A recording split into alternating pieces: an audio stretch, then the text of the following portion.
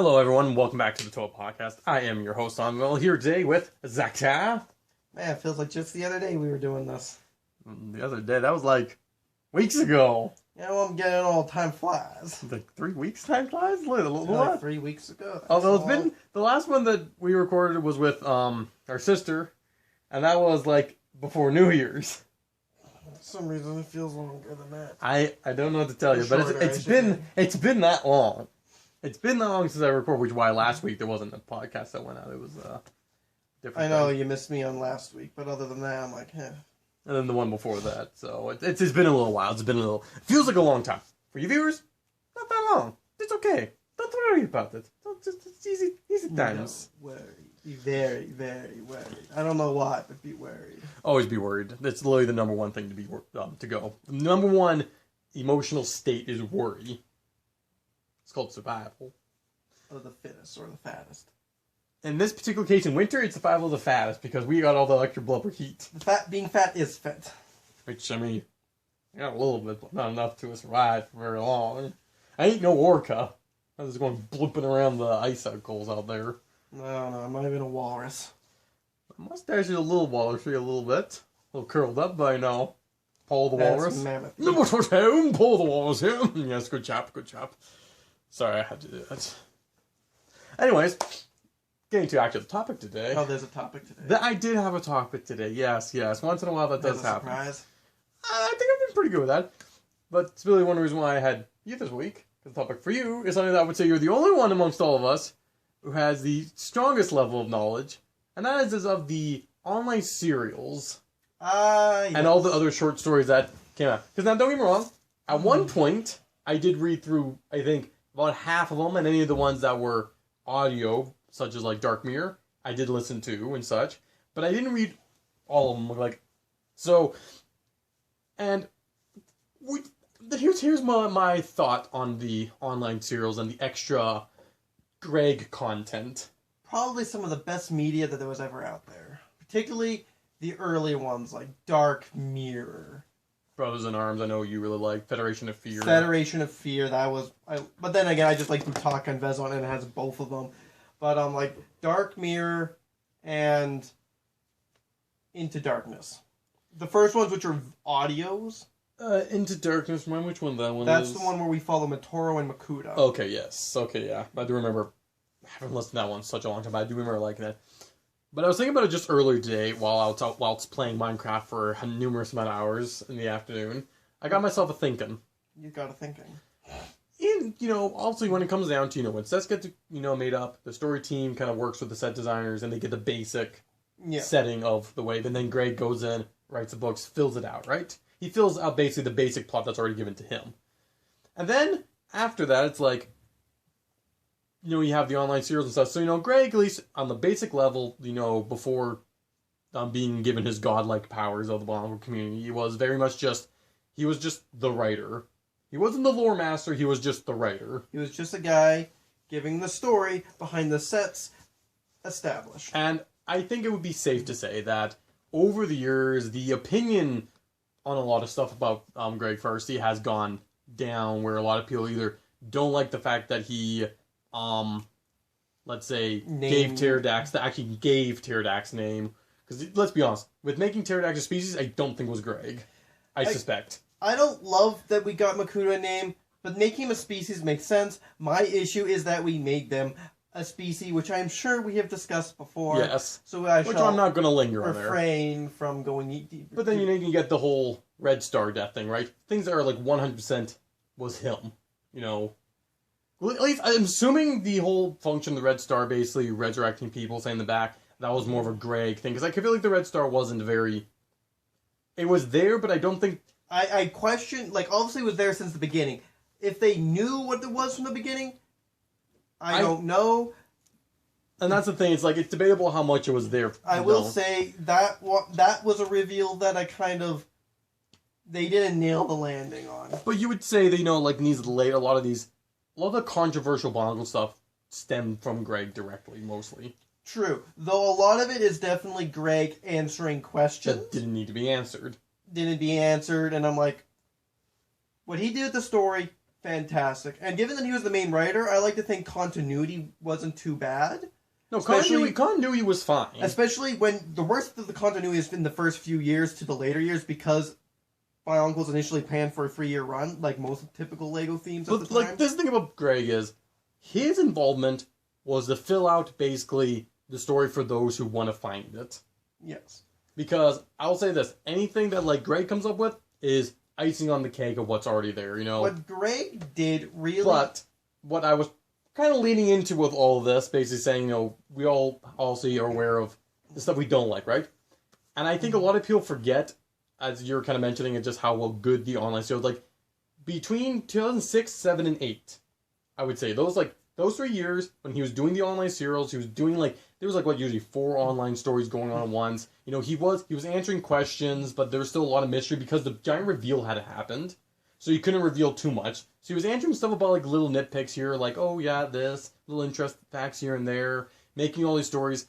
I think, to some degree, the Bionicle community forgot how much he enriched the Bionicle community lore in that specific era. Like, and the thing with it was so amazing with it was, like, in the first few years of it, you know, before the rise of Matt and Nui, it was kind of just another means of fleshing out the story. We got to see more characters, we got to see what was going on, maybe from a different perspective, or while this was going on, there was a lot going on here. Well, this was going on, you know, Brutaka and all this, we're doing this over here. But after Matanui rose, and it turned out to be Makuta, we got to see, through only those stories, while Glatorians was being the main focus of the toy line, we got to see kind of what was going on during this. The Order of Mananui was going in full swing.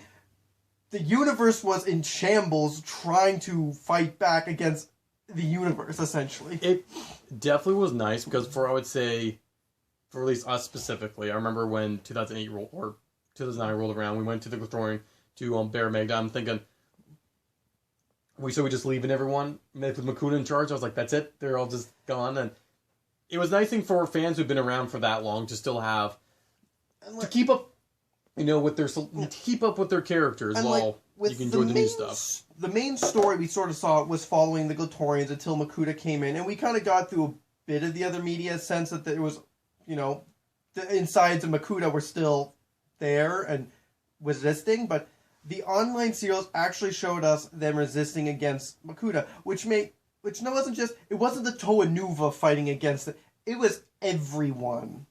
And see, that's something that I think... Like, it was grand. But with everyone basically being there, I think was also one of the greatest things of the online serials, because at least from the ones I remember, like, reading or listening to, the characters that they focused on, when it comes to mind, for me, off the top of the head, is like, let's say, Lezovic. He got a spotlight. You know, the Tohaga got a spotlight. You get, Mizika and Voltron. A lot of these people who maybe aren't in the, you know, main frontline story, but are the exclusive sets, you know, the other sets you get but don't get a lot of story time. There were time. Definitely a lot of the exclusive or Titan sets that didn't get a lot of spotlight in the main story that got to be fleshed out or had the exact spotlight, like with Mizika. He was exclusively these online serials. Same with Voltraz, if I'm correct. Like, both of them only ever showed up in there. But, like, this definitely was where Vezon got to shine as something more than an insane villain to be overcome. That's another thing that was nice, that, like, if you look at Vezon, Brutaka, it took people from a previous wave the year before and kept them in the story. This was the opportunity to just use characters from earlier years, or even new characters. Like, I guess he didn't really invent many new characters, but we got characters like the Haga, we got Lariska. We got Tuyet, who was invented years earlier. But, you know, Artaka finally gets visualized in these. Karzani gets more of a role from his original book debut. I don't actually remember much with Karzani, to be honest. Well, there was one with Lezovic and Karzani and his whole vision. I mean, it wasn't a very long one. Oh, yes, one of the early ones. I don't think that was very long. Like, it was small, but, you know, Lezovic and Karzani, both kind of two side I think that sets. was actually... Right, that was part of Into Darkness, because it was partially Lezovic, partially Matoru. I think it back and forth. And, you know, the fact that, you know, in the story, you know, you have the Nui Stone, which connects back to 2004 and 2005, sort of Metro Nui era stuff. Keeping the lore. So it feels. The biggest thing is like it fleshed out and it felt like everything was actually connected in a grander sense. It wasn't like, oh, people in Metro Nui do the thing, they have no idea what happens in other islands. Because up until Greg's stories, I would say it felt like every island, even Void Nui, felt completely disconnected from anything. Like, and yes, it they very much typically were. Felt like the story. It broadened this. It wasn't just the T.O.A Nuva existing in this world. It actually broadened. Like, there's other people, other characters, and these are some of the other things going on. Yes, there's somewhat connected or near the main event, but other things were going on. Like Lesbian Karzani, it had nothing to do with the mask, other than Karzani was apparently going to invade the pit. I mean, I would say Karzani's whole little plot's a little bit weaker, but it's nice to bring him in, especially because as a set that was the only set that Greg created the character, and then they made a set of it. It's kind of nice, you know. It's like a nice. It's like, okay, no, also you got to bring a story with them. The thing, something about Glezovic and Karzani, they both had a larger role to play with the powers that be. I think that is it. Is that the powers that be? Well, Karzani more just dies at the beginning, but it's a central point that Karzani's Destiny dead. Quest. Destiny's Quest is like, Karzani's dead. Lezovic, we think, did it, and he's like, nope. I'd have liked to, but someone beat me to it. Like, I would love to have had that chance. And I'll say this about Bionicle, like, because there's a whole universe, short of, like, actually having a full-on history like Tolkien would, it works so well with, like, short snippet stories, like, short books, not even books, short stories, just, we kind of get a quick sense of where we are, we get what's happening, and then we're done. We don't get the beginning, middle, and end, we just kind of get maybe a middle and a conclusion. I mean, some of the stories, like the Federation Fear, I think that was a written one, right? The Federation of Fear was one of the early. I think it was the first non-audioable one. Craig did. That was Brutaka and. But they were like one of the longer ones, right? Yeah, those are probably arguably as long, if not longer, than the actual Bionicle books, which is fantastic. I mean, it's still like the books are short, but these don't feel like full-on novels. Actually, Federation Fear feels like a novel within a series, but you don't get the part 1, you don't get the part 2. Well, no, you don't really get part 1 and 2. There's no sequels, but they all do connect to some degree, I do find. Like, I find the Bionicle media, like, the stuff I enjoy doing most, and I think works best, is short, random stories that don't interconnect. I would have to 100% agree with you with that. Despite the fact that I have a 7-season webcomic that's... Granted, it's sort of broken up, it hops around, but it's all sort of generally connected, building to something. Yeah, no, but... think about those stories is they were during, I would say, the heyday of Bionicle, you know, because I would say, from what I've learned is that 2006 and 2007 was the peak of Bionicle for, like, sales and, like, the amount of fans you had and such. Like, a lot of people showed up after 2003. Yeah. I would say 2003 had a spike, probably went down a little bit, and spiked back up with the Ignition trilogy of years.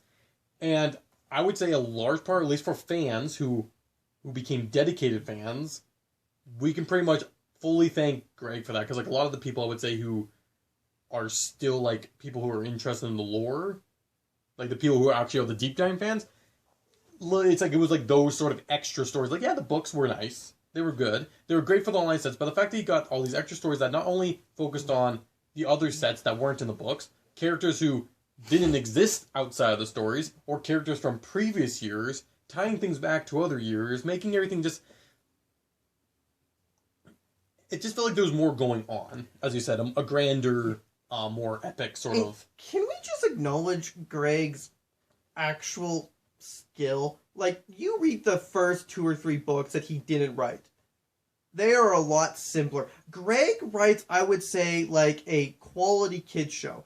He's writing for kids, but he's not treating them like idiots. He actually writes, I would say, he knows how to write a good, mature story with twists, and he's not talking down to the audience. He's not like, yes, this is for kids, but I'm not talking down to you. Like, even as an adult, if I were to pick those books up again... It's not heavy reading, which I would. It's not heavy reading, but it's enjoyable. You don't... The first 2 or 3 I don't really want to get into because Greg didn't write them. And it's not because I dislike the writer. It's just you feel a noticeable this is way simpler. I mean, it is possible that just depending on the direction that he was given, like the original person was given, saying, okay, these are... I would chalk it up more to just individual writer, because Greg, I would say, is just probably a better writer, and thus knew how to make a story more engaging, and I would also say down the line he had more freedom to kind of create, whereas in the earlier books were way much more restricted by there was so much other media going around. Yeah. Yeah, you have a good point that, like, rereading the original Bionicle books, like, you don't really feel... Like, yes, you could breeze through one quickly. I would say you feel more paced by the numbers in the first couple. I would say, and I think this is the first... We can breeze through a book quickly, but, as you're saying, you don't feel like you're reading a children's book. You just feel like you're reading a light style reading. It's not like... it's not heavy reading, but you don't feel like... If you... I don't know. You feel like you get your time's worth out of it, And like I think it has been a few years since I picked the books up, but I have read them as an adult. For me, it's like 5 years ago was the last time I went through them. I do remember getting some sense of suspense, like Maze of Shadow, or Maze of Shadow is really good. Being stuck in the concept of being stuck in the archives is a truly terrifying thing for me, and he captures this. Like I just picture a vast. And, like, vast, not just an expansive, but, like, the rooms themselves are vast, but then they're in this really narrow... The one where they're in the... I thought Maze of Shadow was the one where they were leaving Manui heading back to Metro. That is also good. Then what's the one with the shapeshifter? That's basically the entire book of being in the archives looking... Oh, so the Metro Nui books are hazy what the names are, so... But, still, the Metro Nui books, especially with the Hordika, he didn't shy away from getting dark, and, like, there are moments, like, I kind of remember these kind of, like, making me feel a little unnerving, because I wouldn't like to be in situations like this. No, they're good. Like, let's be honest, and you want to see the apex of what everyone agrees is the best written book, Time Trap. Especially because Time Trap didn't feel like it... It didn't need to be. What I swear, what it feels like it happens to me was that Lego told him to write this many books to cover the year, and then at the end of it, he's like, hey, I wrote another book that fills up this tiny little gap here to fill the Mask of Time. They went, actually, this is right. It only has one purpose, really. What happened to the Mask of Time? How did he get the Mask of Time back? Because we last saw it getting lost. But it was also always weird was so hand-waveable. The cover to the book was different than the other. Like, it was just slightly different. It wasn't like it was a close-up on Vacana's face rather than, like, the typical kind promotional of like art. The style. Because, like, 6 of them had just the T.O.A Metru, like, promotional art. Yeah. One had, like, and then there was, like, the Hordika, the Vizorak one. But they were all promotional art. And then this one had, like, a close-up on Vacana, which also makes sense because it's about Vacana. And then after that, they actually kind of veered away from the promotional art and actually started making their own unique covers, which I love the Paraka covers. Yeah. But it's like, with Time Trap, to me, it always just felt like this... Like, I swear he did that on his spare time and just went, hey, guess what? I know you didn't pay me for this book, but I made another one because I didn't have enough time to fill it out with the last book. So here it is. Can we acknowledge that there were 2 stories that he did that are, like, always fun stories? There's a shapeshifter among us or an imposter or something. It's always like, shapeshifters are very difficult to track down. It comes down to context clues if it's a shapeshifter. And then he did one of, which tends to be the best shows of most shows, Mind Games. I suppose so. I mean, like I said, with all the books, I forget what happens in a lot of them to some degree. Think in Stargate, and you get one of the first episodes Christopher Judge directed, and it was Teal'c going through that levels of what is reality. Okay. Greg Farshtey did that. We just watched recently on Star Trek DS9 an episode where there's a changeling on the ship, and they don't know who... He can disguise himself as anyone, and you really can't know who he is unless because there's a context clue or you test for blood. But, you get separated, suddenly you're suspicious. Is that the one with the Dominion, with the Tal Shiar and the... No, this is a little later. Oh, you might not have been... I was going to say, then I don't think I was here for that. An imposter among you, there's a shape, like, how do you capture that? And Gravity Falls even did that, too. And Greg Farshtey did both of these, and, like, those are always good. I mean, they're always stories I think most everyone want to do, and it is definitely nice. What I appreciate with his writing style is, you read it, and like this thing, you read Lord of the Rings and go, that's out of my league. There is definitely a lot of words in Lord of the Rings. But it's like, you look at that and go, the depth of everything, the style of writing, you just go, I know for a fact, I look at that and go, I can't write like that. Like, I would never be able to write a book like that. I can't even read that. I look at, like, the Bionicle books and how Greg Farshtey did, I'm like, you know what? I feel like I could write, it's inspiring, it's a level that I feel like I could accomplish if I really put my mind to it. And it's inspiring that I'm like, okay, you don't have to be a person who writes 1,000-page books to have people enjoy your work. You don't have to write Shakespearean. You don't even have to use big words. You just have to be consistent and engaging. Yeah, and I'm like, it is a little bit inspiring, and like most of my Bionicle book, like I've written basically 2. I don't call them books because I don't know. To me, the term just feels wrong, but like both like 60 pages long. I'm working on another one, I think that's about like 30 to 40 that I'm almost done. And I have a few other short stories. It's not like 10 pages long and such, but just like the idea that, you don't have to write a book that's like 200 minimum pages long to make a story. And like, I cannot gonna lie. I'm fairly certain those stories is why Bionicle is such a strong love of mine now. Because growing up, we grew up with it, just period. Like, we had the movies, we had a lot of the toys, we played our games. So there's a lot of nostalgia. But I would say just the books themselves added so much more depth to the lore that it kind of made it hard to play sometimes because you wanted to play. It would add depth to the lore, but specifically depth to the characters. But, like, it added so much more, and it gave you a reason to love some of the characters. The books are the reason I love Vezon. I love the set, and I have strong reasons for liking, nostalgic reasons for the set. Despite the fact Brutaka I got as a set because I couldn't get another set, Brutaka through those stories became a favorite character. Granted, he also kind of became a character through some of our own shenanigans, but Vezon definitely grew as a favorite character of mine because of the stories. Yeah. Yeah, they definitely enrich. I mean, I guess that's one thing about Bionicle in general, is just like I don't know if this was a good thing or a bad thing, but they really spread out how you could absorb the media. If you wanted to be basic bones, you got movies. It did feel like they sort of slimmed down on it over the years. Well, you look at like the Metro Nui, like the Whale Hordika era, right? You had the movie, which basically was, easy meat. But the comics and the books didn't actually cover the same events. I think they might have had like referenced each other, or the comics might, or the books may have referenced the event that happened in the comics, but from where they didn't actually have the same events that happened. But then you also had, you had like the movie, the books, the comics, but then there was also some online animations for Hordika, at least one. There was one for that as well. So it's like, and then I think even throw in like some games, like any sort of media Bionicle had focused on a different part of, and that was compared to, like, let's say, even compared to 2001.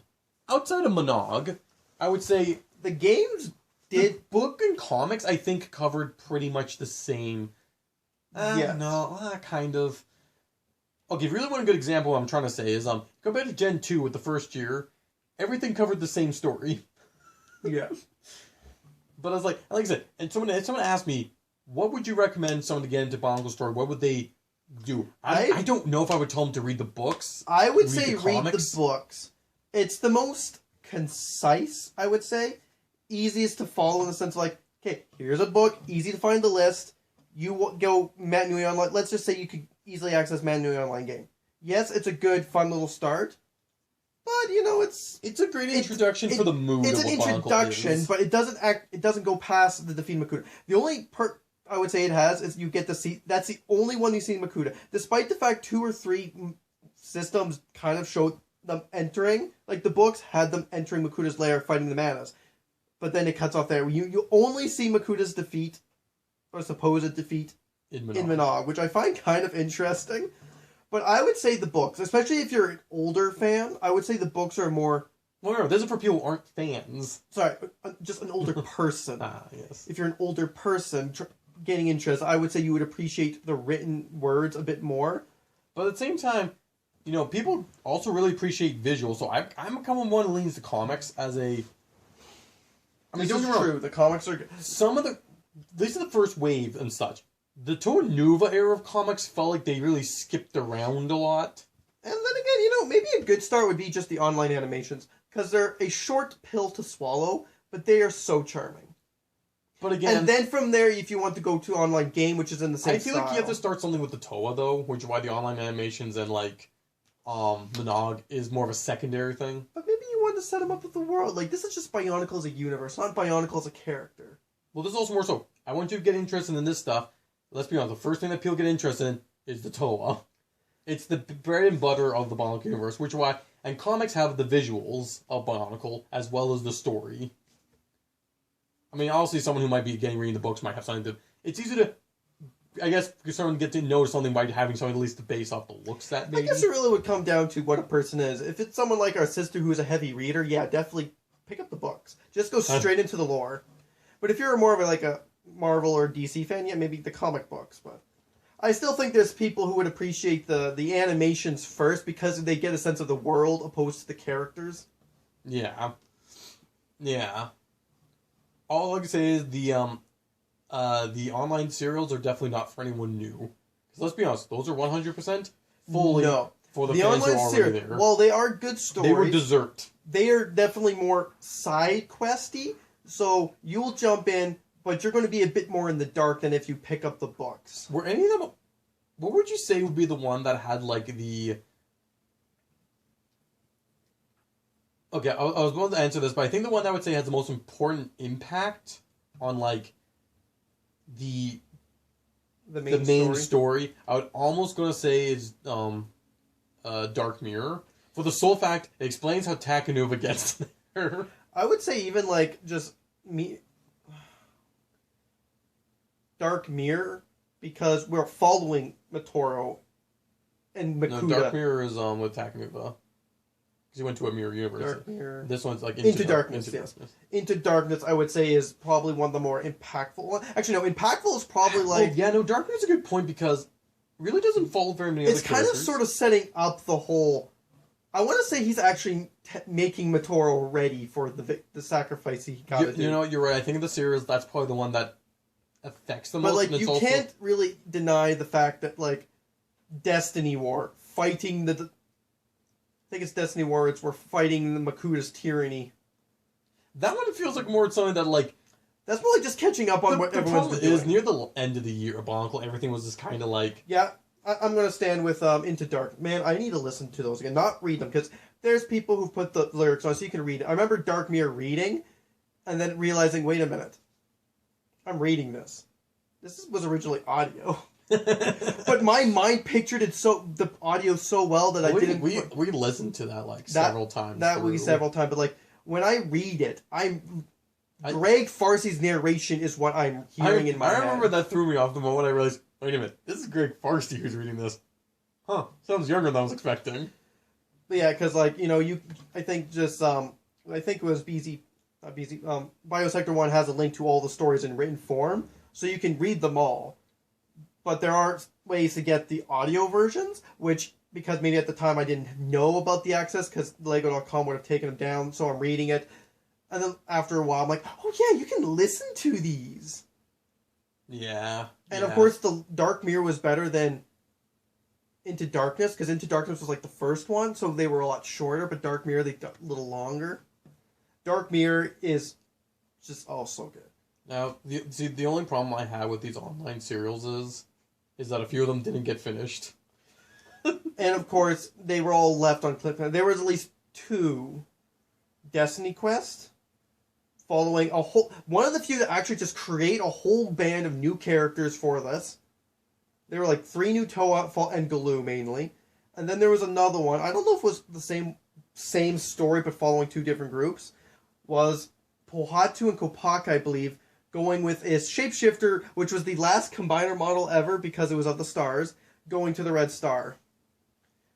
And Samad's Tale, and then there was that one, which Samad's Tale did finish. That one was finished. I can't remember if that one finished. It was the last, I believe, completed one. Actually, I think Samad's Tale might have actually even been like the last audio one.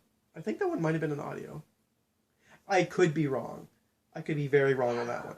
That sounds about right. But I'm picturing Samad's Tale, Chapter 1. Well, the picture is, I picture Samad, and I picture Greg's voice with him speaking, so I'm like, But yeah, no. But I picture Greg's voice probably with most of them because of I have a voice. And honestly, that's another example of a character who didn't get any focus with the main story whatsoever. Not even Legend Reborn, but got a whole little side story down. Can I just say, along with the other things that I can just say, I would think that Greg Farshtey is actually a really good narrator.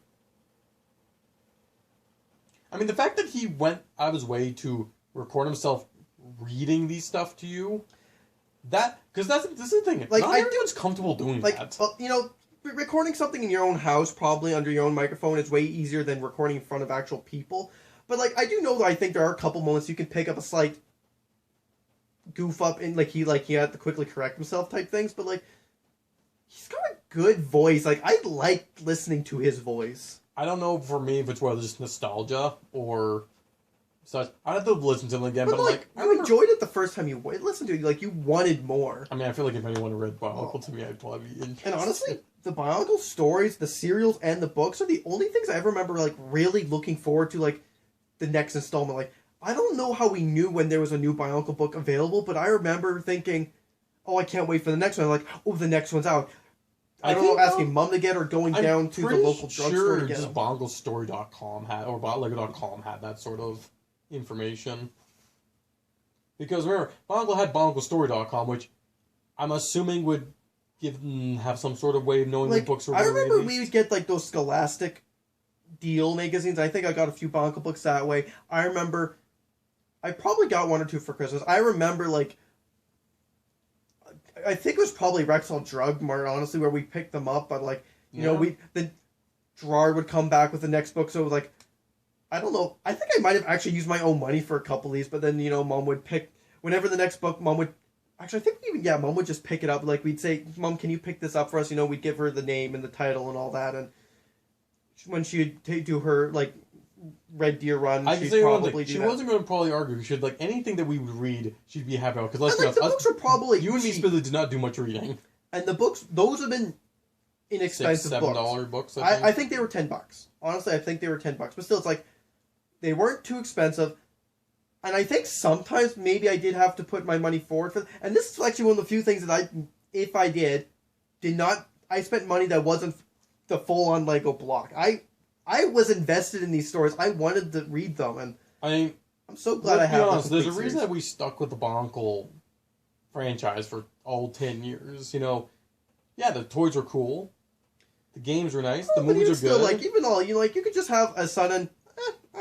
We could have had it. I've outgrown this. But the thing is, what I remember for 2006 is, I think I could safely say that if we did not have online serials of books, your interest in 2006 would have been much. I still remember the shock of finding Makuta was the Great Spear. I'm pretty sure we got it in the comic before we did in the book, but I remember being in my bedroom.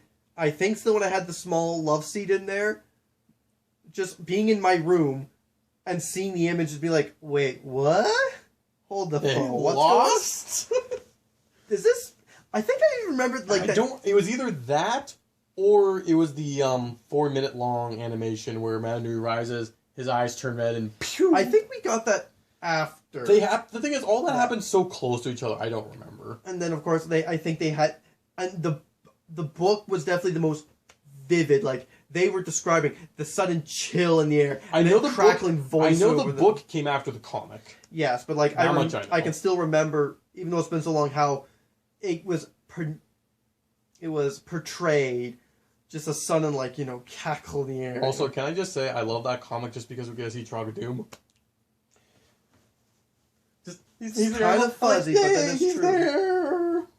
Once again, acknowledging past histories and making connections. Yeah. But overall, to be said, despite the followings of Greg Farshtey, at the end of the day, I think a lot of people have forgotten what he did for the Bionicle franchise. Yes, everyone talks about Christian Faber. Lately, it's been a lot about more him. And yes, everyone had their part to play. Honestly, as much as I can respect Christian Faber for this great idea... I didn't even know who he was. I knew Greg Farshtey way earlier. Well, that's the thing. We all knew Greg Farshtey. But Christian Faber was the guy behind the scenes who... Yeah. When you went the infected How image that you love. that's Christian Faber. It's art style. Yeah. He's the one who got you in the mood. And Greg Farshtey, despite being out there for the first year, although I think he might have been for the comics right off the bat. I don't know. He was doing the comics first, and then he started doing the books a little bit after.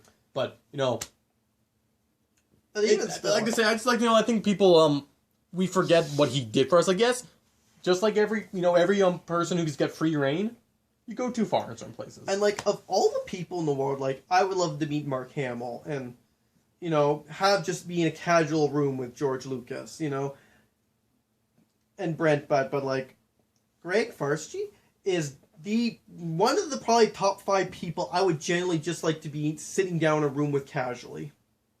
Yeah, I would have to agree. And I can also say that his writing, even with the X-Force books, is quite good, despite those being... Definitely geared to a younger audience. It's dialed down, you can tell... Did he do the KK2 books? I don't know if he did those, but I know specifically one of the later X-Force books. Of course, once, he gets a little bit more free when there's only one that's kind of just a little side mission, has nothing to do with anything else. One of my favorite ones of anything of he's written. I wish I kept the Knights Kingdom book. I want to pick him up again. Like I said, that's one appeal to remember what he did for the Bond community, and be nice to him. I mean, now that he's retired, I don't think people are going to be harping on him too much. But we've run out of Greg to harp on. But anyways, I have been your host Onvermel. This has been the T.O.A Podcast, and we're retiring from the night.